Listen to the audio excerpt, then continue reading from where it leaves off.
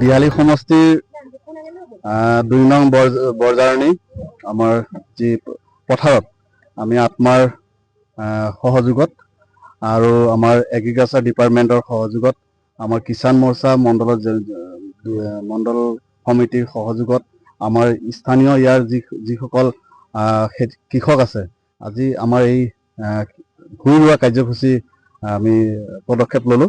আজি সুন্দৰ লাগিলে। আমি আজি ২ নং বৰজাৰণীত আজি আহি পেলাই আজি কৃষক বন্ধুৰ লগত একেলগে ভূঁই ৰোৱা কাৰ্যসূচীত অংশগ্ৰহণ কৰিবলৈ পাই মই নিশ্চয় আনন্দিত হৈছোঁ। আৰু মই এগ্ৰিকালচাৰ ডিপাৰ্টমেণ্টকো মই ধন্যবাদ জ্ঞাপন কৰিছোঁ।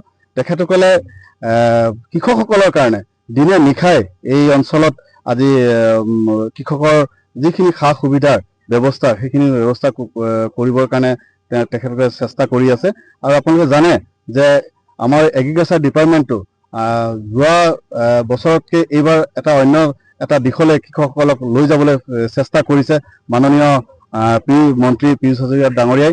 ইতিমধ্যে আমাৰ যি আমাৰ কাৰ্যসূচী এতিয়া ইতিমধ্যে চলি আছে যে কৃষকসকলক পঞ্জীয়ন কৰা ব্যৱস্থা আমাৰ কৃষক বন্ধুসকলে যাতে সা সুবিধা পায়, কৃষকসকলৰ প্ৰকৃত যিবিলাক আঁচনি আহে সেইবিলাক যাতে পায়, তাৰ বাবে আমাৰ কৃষি বিষয়াসকলে পঞ্চায়তে হওক বা গাঁৱতে হওক বা ঘৰে ঘৰে গৈ পেলাই কৃষকসকলক পঞ্জীয়ন কৰাৰ ব্যৱস্থা কৰিছে।